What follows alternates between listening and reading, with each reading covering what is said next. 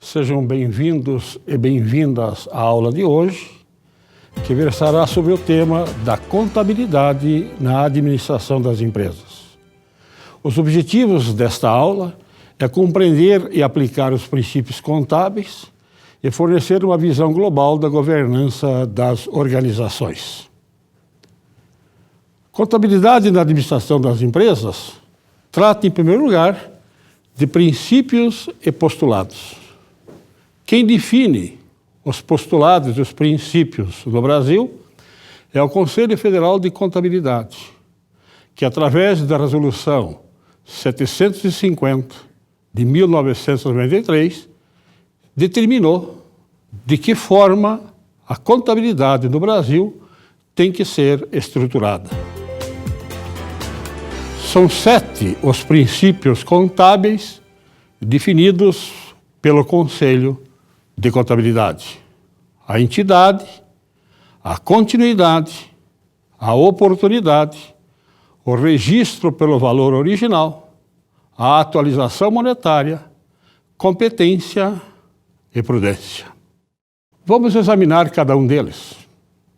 Vamos inicialmente trabalhar com o princípio contábil da entidade. O princípio contábil da entidade pode ser descrito como a diferença que existe entre uma pessoa física e uma pessoa jurídica. Pessoa jurídica e pessoa física são pessoas totalmente distintas. Vamos imaginar as seguintes situações.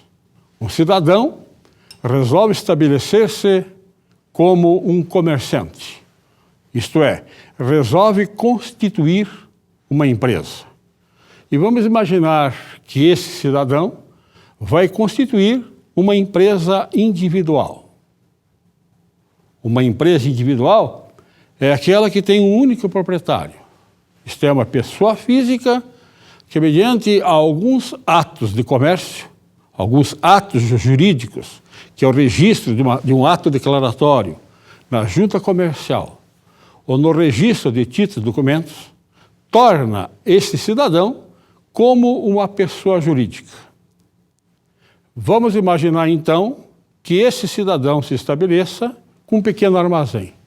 A partir desse momento, todos os atos que ele praticar relativamente ao armazém são atos da pessoa jurídica.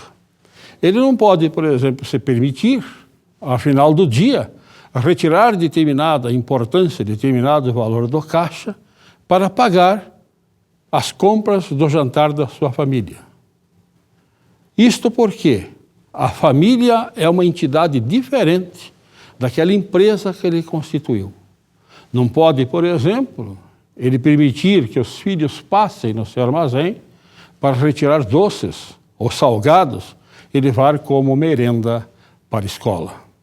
O princípio da entidade caracteriza-se pela separação total entre a pessoa física e entre o proprietário de um estabelecimento. Outro princípio tratado pelo Conselho Regional de Contabilidade é o princípio da continuidade. E tem muita importância esse princípio, porque, inclusive, ele acrescenta valor para a empresa. Uma empresa pressupõe-se contínua, isto é, de existência infinita. Cria valor por que esse princípio? Porque são muito famosas as empresas longevas, as empresas centenárias. Sentido contrário, são desprestigiadas as empresas que a todo momento estão trocando de diretor. O princípio da continuidade é, portanto, um princípio que tem como característica supor que a empresa tem uma permanência infinita, uma permanência sem fim. E isso faz com que não haja necessidade, por exemplo, de a cada momento os empresários estarem medindo o valor do seu patrimônio. Porque, como o patrimônio é da empresa e a empresa vai permanecer para sempre, ele vai somente se preocupar nessa medição do valor do seu patrimônio em alguma das hipóteses, dentre as quais, por exemplo, a venda do seu estabelecimento.